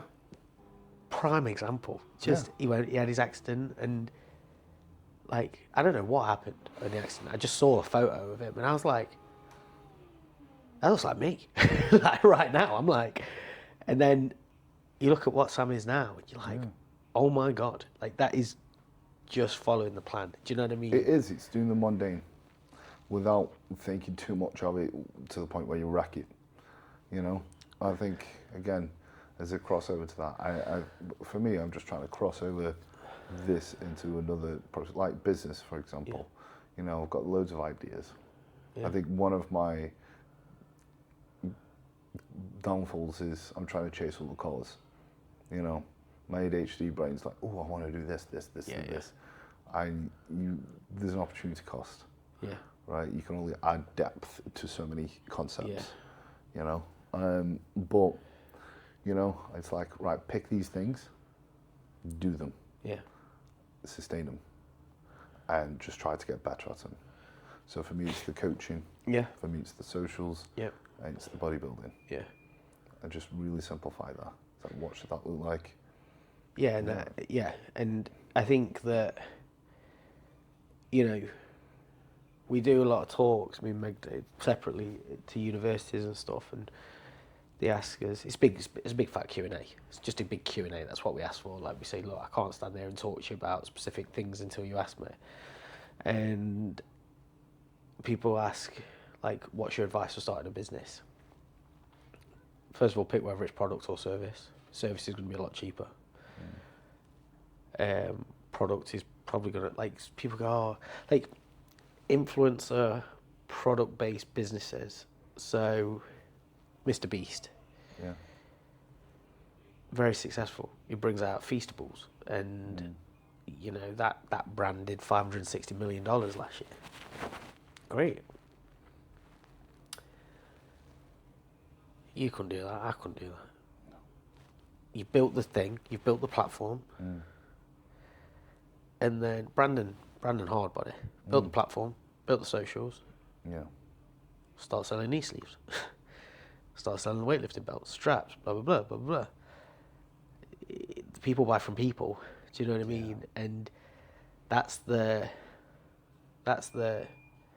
crazy thing now. Like when it comes to regarding business and stuff, there's a really good. I follow his socials. His name is James Sinclair. He's an entrepreneur. Like the guy was a magician doing kids parties when he first started out, and now he owns multiple businesses.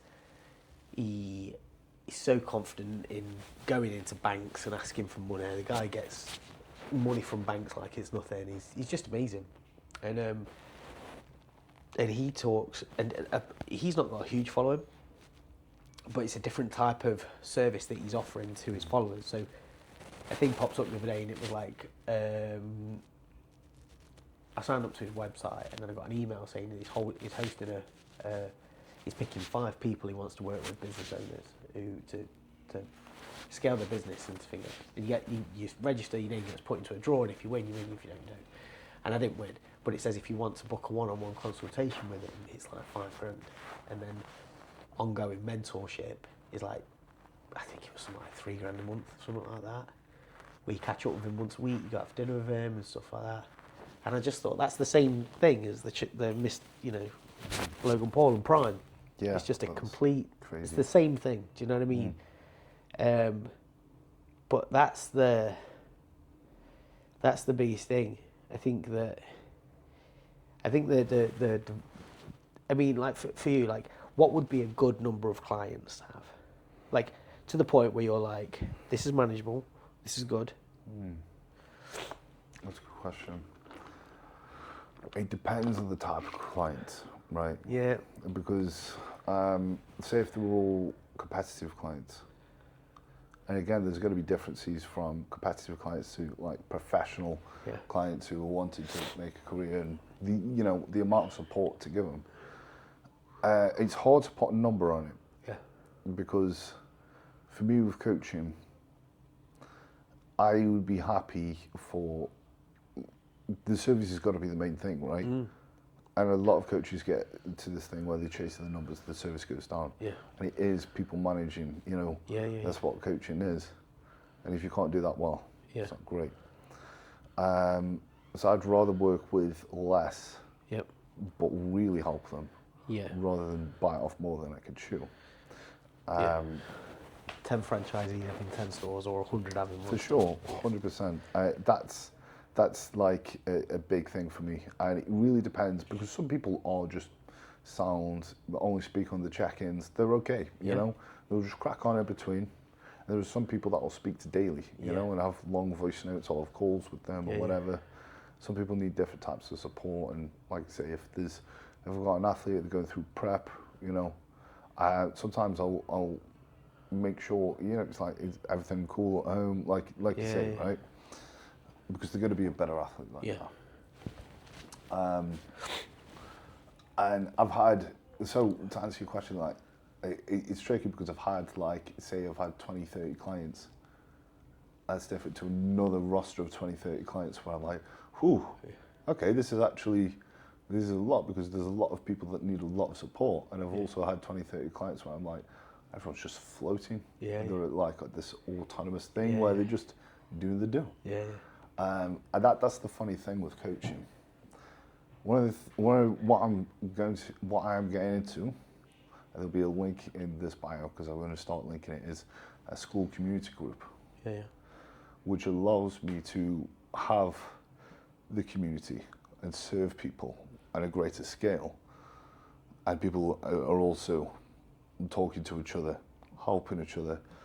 I'll be able to upload things onto that, like courses, education, and also just make a ton of friends who are like-minded. Have Q&As on Zoom, schedule that, but also have coffee hours where I can just sit, chat to them, shoot the shit. I like that concept because I can do it to a greater scale than coaching.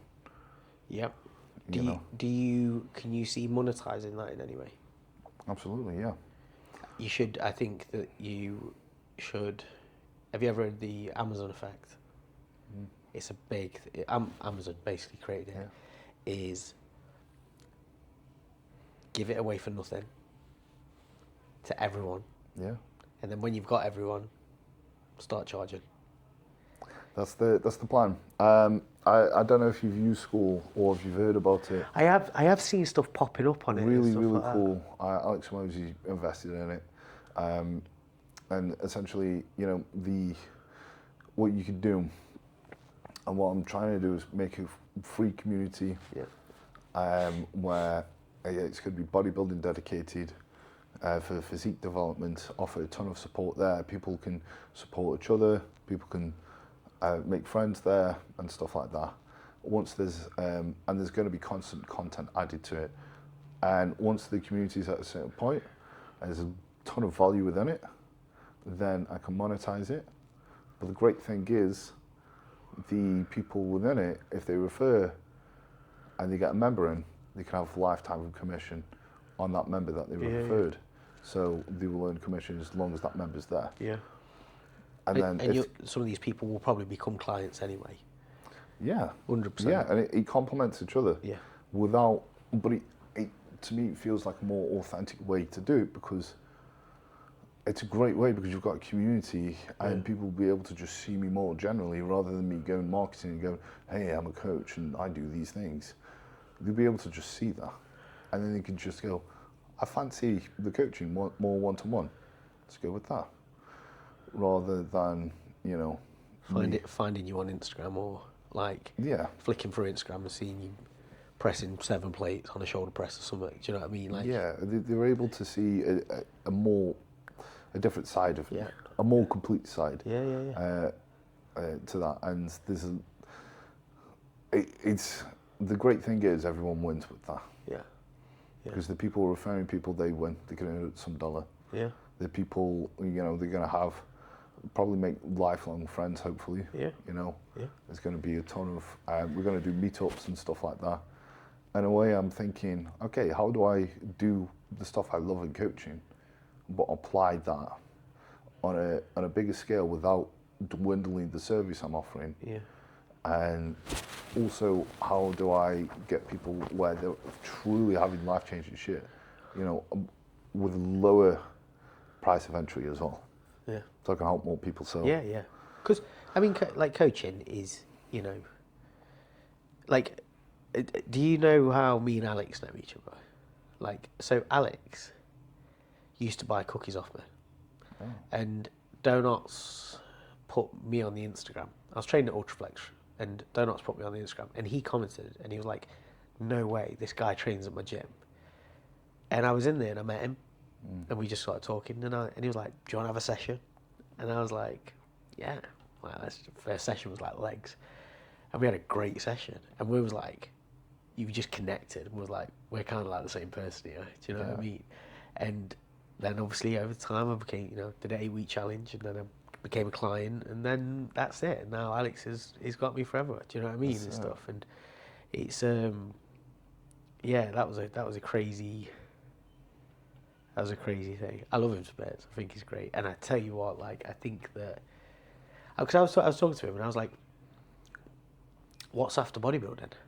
And he was like, I'd probably do something like jiu-jitsu or something like that. He says, I really like stuff like that. And he'd do it, and he'd be really good at it, and he'd take it really seriously. Like, Alex is like IFBB pro mindset. Do you know what I mean? Like, stepping on the Olympia stage. He's up at 4 a.m. every day. It's cardio. He's on it. Everything's, and that's the thing that that's the thing that it takes to be. It's like me, you have to just do the hours and put the time in and follow the process and stuff. And like with you. So did you become like a PCA pro? No. How did it work for you? Because I know that I saw the video of when you won your pro card, and it was kind of like, what the hell? Like, I wasn't even meant to be doing this show. Yeah, it was a bit crazy. So I got into bodybuilding naturally. I was like, I like bodybuilding, but I don't like, a bit like what you were saying about the football fan into the events and stuff. It's like, am I an actual bodybuilder? Let's try it out. Let's do it naturally. Because I found out you can do it naturally. I was just prepared to go into a show and get my arse handed to me. I was like, oh, there's actually one for teenagers, natural. I was like, I could stand a chance, cool. And I did it. I was like, this is great, cool. I want a career in this. I need to prove I can do this again before I make the decision to take PEDs. And then I did it again. I did okay. And then I was like, okay, cool. Now, pro card. I've got to get the pro card. That's the, like how I'm saying now, is like, I want to go to the Olympia stage. Similar thing. It was not this arrogance of, I'm going to get a pro card. Like, no. It's just like, I'm just going to keep trying until I get this fucking pro card. So for me, I was just going down that route. I knew the PCA Pro, the PCA route was an option, and it probably, in some ways it could be more fruitful, because there's a lot of people who can get their PCA Pro cards easier and get paid quicker from that. And to get paid as an IFBB Pro, and to put it into perspective, there's been one open bodybuilder that won a pro show last year in the UK. And that was one PCA Pro that won? One IFBB Pro from the UK who won a bodybuilding show, just one. That was Sasan, not even Samson. He didn't win? No, he didn't win a pro show. What, not the Olympia? No. Did he come third or something like that? He came third, yeah, and then he did a pro show after that, Prague, and placed second, I think. That's crazy, isn't it? Yeah. So I was like, and that's like... And Sass as well, who's not competed in yeah, God knows how long. crazy, innit? So it just goes to show it's unpredictable, it's also hard as fuck, and this is why PCA can be a more appealing route. But for me, I was like, I just want to be an IFBB Pro. Yeah. I just want to, don't even want to think about anything. And I was so used and accustomed to, I'm just going to keep throwing myself at this and fail. And that was in my mindset. I was like, I'm good to get back up after I fail. Yeah. That, I entered this show that I wasn't planning on doing. I was planning on doing 1 5 weeks after.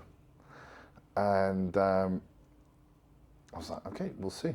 And they're calling out the winners, and I'm thinking in my head, I will get back up and I'll do another one. And then they announced it. I was like, oh my God. So where was that show? That was in the UK.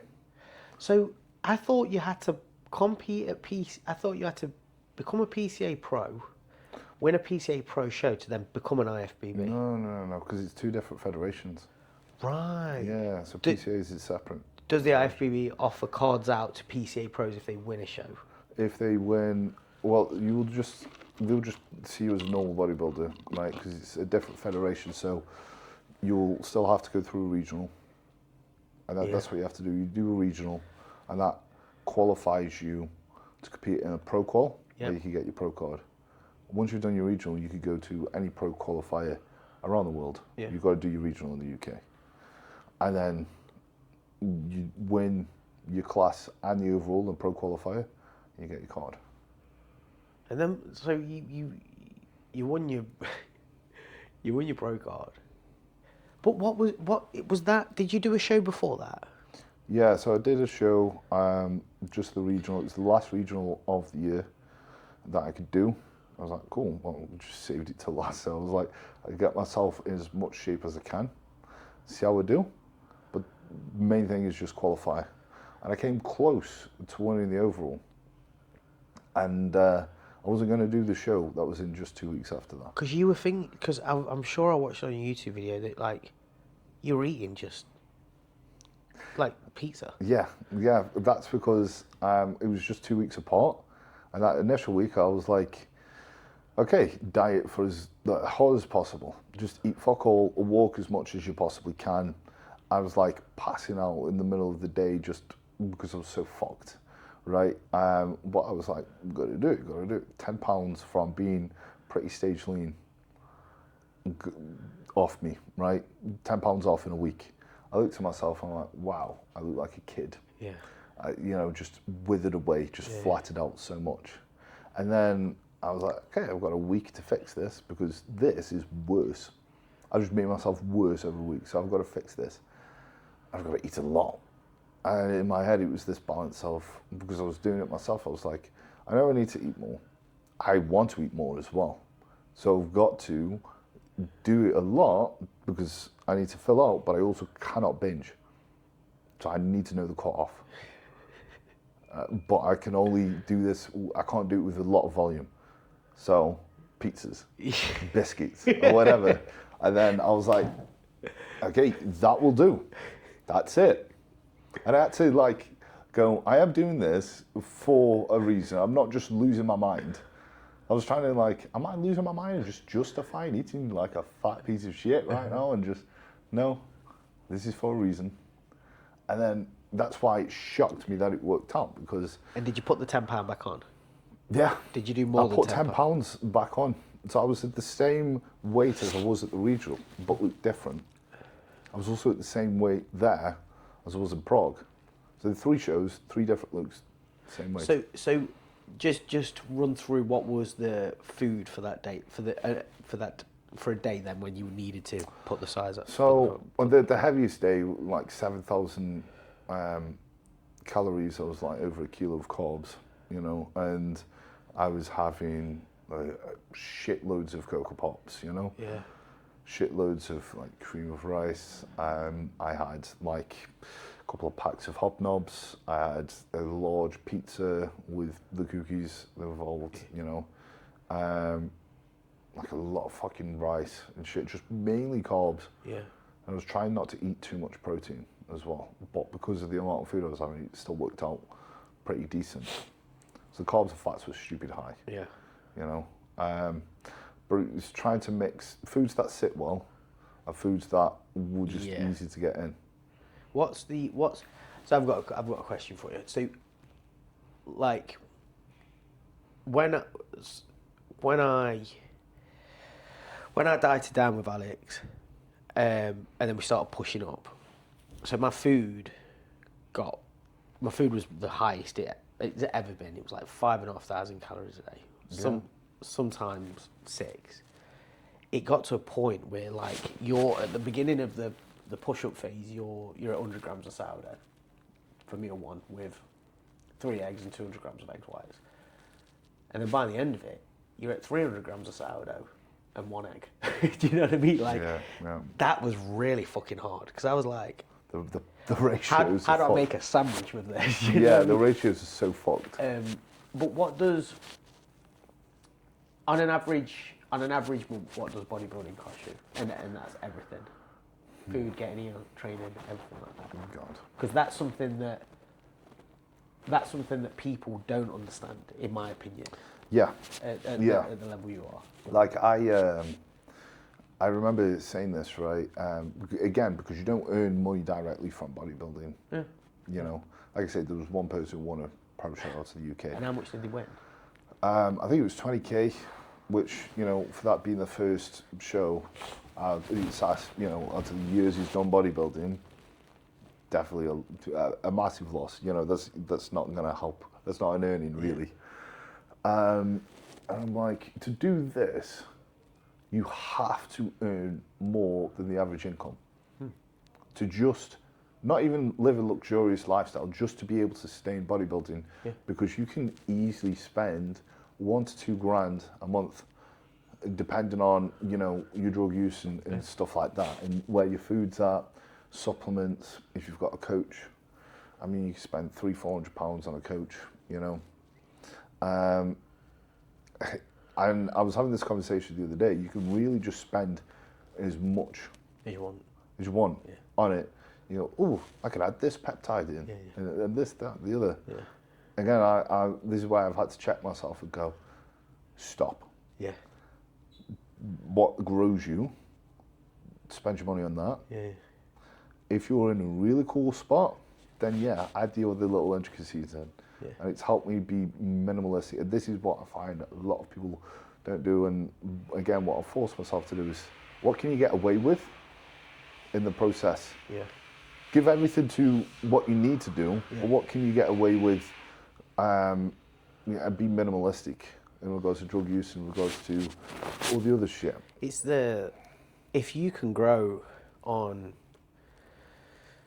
you know, 2 mil of test and 1 mil of mass, and you grow nicely on that, and in a way in which, you know, because that goes up, training goes up, food goes up, everything goes up, rinse and repeat, man. Just rinse and repeat, slow and steady. Yeah, and I think that's where a lot of people struggle with, again, a lot of processes in and outside of bodybuilding is repeating what works, because a lot of people are thinking, what can I add to this? Yeah. What can I change? You can add things to your detriment, and you get to a point where you take drugs to the point where it stresses your system so much you're not recovering. You're taking drugs to actually not make progress. Yeah. which is crazy. And it's like, you know, the prep, my last prep when I got the card, or the prep before, I was taking things like Tren. I was taking things like Superdrol. Yeah. Okay, so that ran out of battery, which is signifying that I'm going to be wrapping up the podcast. So I'm just doing that on my phone. So Wade, just give us some words of inspiration. Just just keep doing it. Just keep doing it. Yeah. Just keep doing it. Yeah. Where can people go?